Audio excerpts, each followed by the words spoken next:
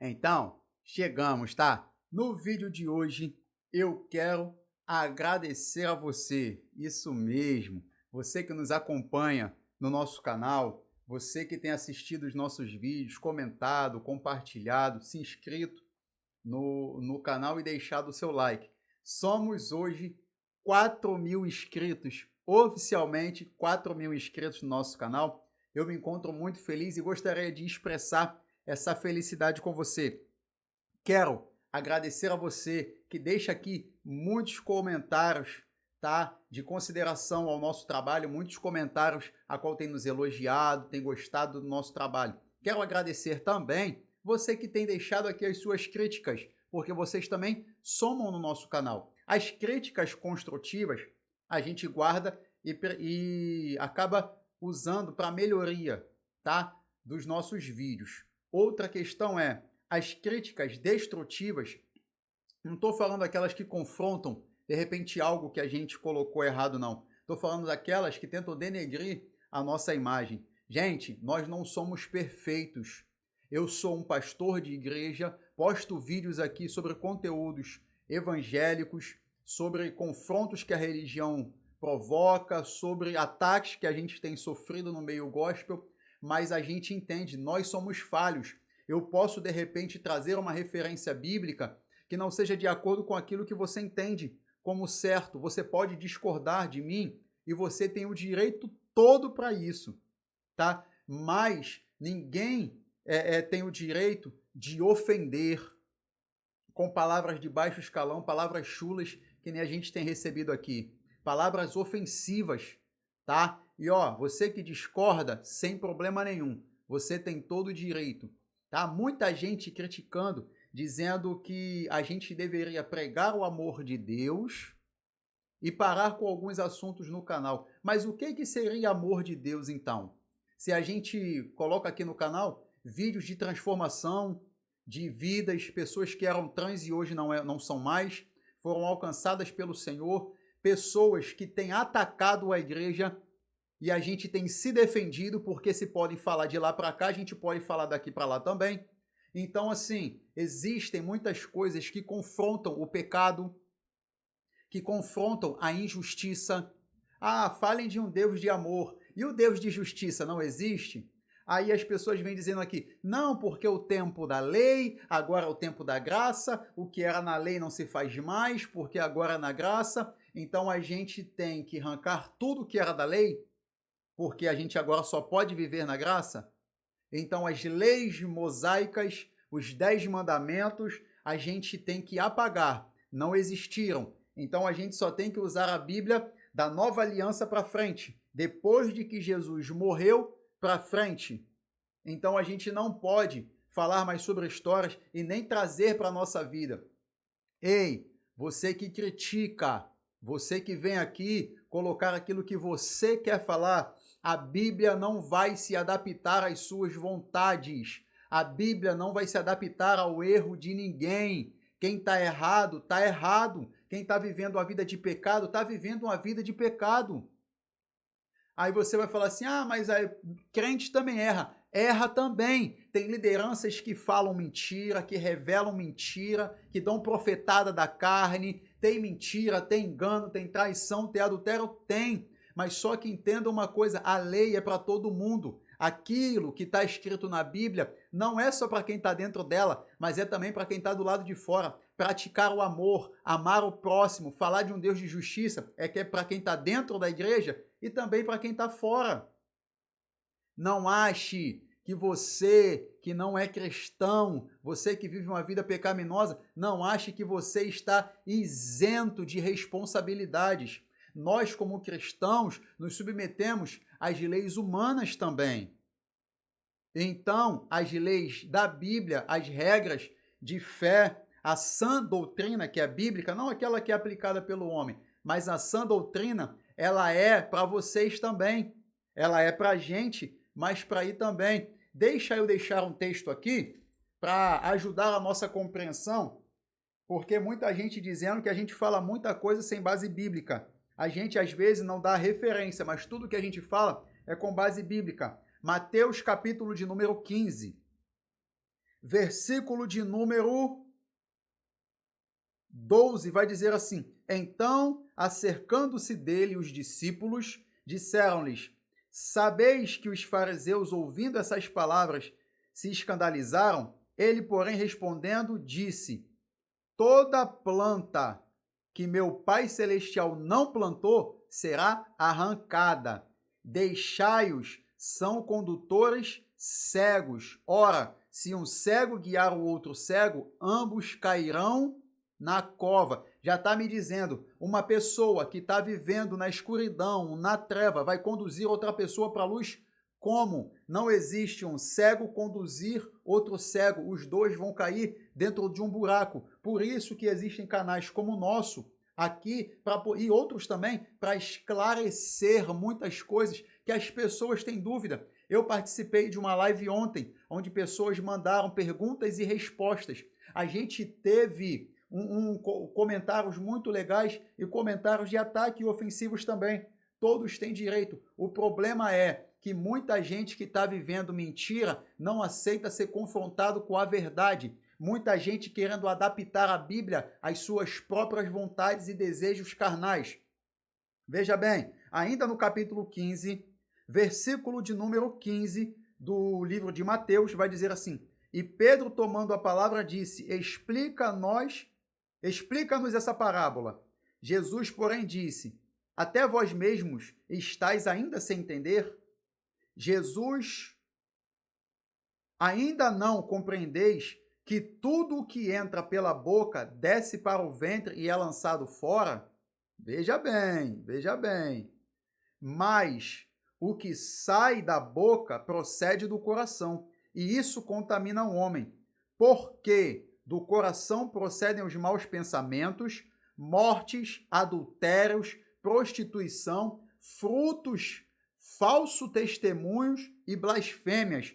Entenda, os fariseus e escribas, para você que diz aí que a gente não tem contexto, os fariseus e escribas estão indagando, confrontando Jesus, porque dizendo assim: por que vocês corrompem os costumes dos anciãos, dos antigos? Por que vocês comem sem lavar as mãos? Jesus, muito simples, vai dizer assim, ó, nesse versículo final que a gente entende: o que contamina não é o que entra, mas o que contamina é o que sai. Tem muita gente que tem recebido palavra de verdade, mas quando coloca para fora, coloca palavras de mentira. O que contamina não é o que entra, o que contamina é o que sai. Então, cuidado, como está dizendo ali, ó, da boca, do coração, tá? As saídas que a gente entende como adultério, prostituição, blasfêmia, falso testemunho.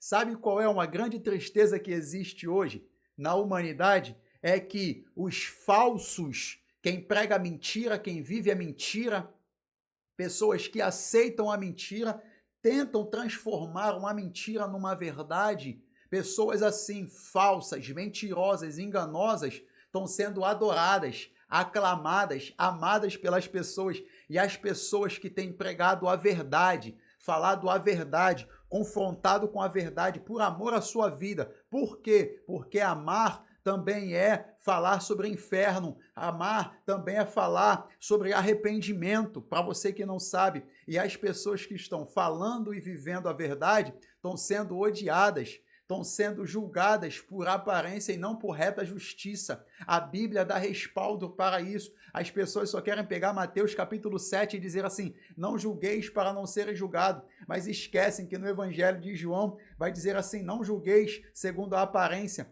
mas segundo a reta justiça. A regra de conduta, ela existe. Que mal tem você falar para o mentiroso que ele é mentiroso? Que mal tem você falar para o adúltero que ele adulterou? Que mal tem você falar para aquele que engana as pessoas, falar assim: para de enganar porque você é enganador. Você está falando a verdade do que a pessoa está vivendo. O problema é, quem está dando mau testemunho está sendo amado pelos outros. Quem está dando bom testemunho, tentando viver a vida da maneira mais correta e confrontando a mentira, simplesmente com a verdade que está na Bíblia, está sendo odiado, julgado de forma bem incisiva e bem brutal. mas eu vou te dizer, nós não vamos parar de pregar o evangelho verdadeiro. Eu acho que essa é a primeira vez que eu faço um vídeo desse aqui, tá? Impondo não, colocando o meu posicionamento segundo aos ataques que a gente tem recebido. A gente não está aqui se justificando para quem nos ataca. Nós estamos aqui prestando esclarecimento para aqueles que nos apoiam. Muito obrigado a vocês, mais de 4.000 seguidores que completamos hoje, tá? A você, muito obrigado. Você que nos apoia, você que tem mandado os seus comentários, que nos ajudam muito, você que tem deixado o seu like, se inscrito no canal. E para você que diz que a gente só faz isso aqui como mídia para expandir um canal, a verdade, o intuito desse canal é mesmo confrontar as mentiras que existem, confrontar os erros que têm sido cometidos pela humanidade. Nós erramos também, nós não somos super-homens ou super-mulheres que existem aí pregando o evangelho, nós somos falhos também, a gente erra também, só que a gente tem procurado ter uma vida transformada e errar menos. Muitas vezes a gente vai dizer palavras que de repente no calor do momento ali podem ser mal recebidas pelas pessoas e a gente tem a hombridade, humildade, tá? E arrependimento de dizer que estamos errados quando erramos. Não há mal nenhum nisso, pelo contrário, é sinônimo de maturidade, você reconhecer o erro cometido. Agora, você que ainda não reconhece que está errado e está tentando adaptar as verdades suas para confrontar com as verdades da Bíblia, Deus ainda te chama e tem um espaço para você. E você que diz que esse Deus não existe, que esse Deus é podre, que a Bíblia não presta para nada, nem para ser reciclada. Deus ama a sua vida e Ele pode transformar a sua história. Mas não esqueça que as suas atitudes de hoje serão prestadas as contas no futuro, quando Cristo voltar para buscar a sua igreja. Ele é amor, sim, mas ele também é justiça. Então entenda, você falando mal de Deus, falando mal da Bíblia e falando mal da gente, não vai interferir na nossa caminhada, isso não vai nos entristecer. As pedras que são atiradas não vão fazer a gente parar. Sabe por quê? A gente entende que só taca pedra na árvore dos outros quem não tem capacidade de plantar uma árvore, e só vai tentar derrubar os frutos de quem está frutificando aquele que é incapaz de frutificar. Isso só mostra a incapacidade de pessoas de plantar e de frutificar. Nós estamos preocupados com o reino. Nós queremos aqui pregar um evangelho verdadeiro e genuíno. E se tiver pessoas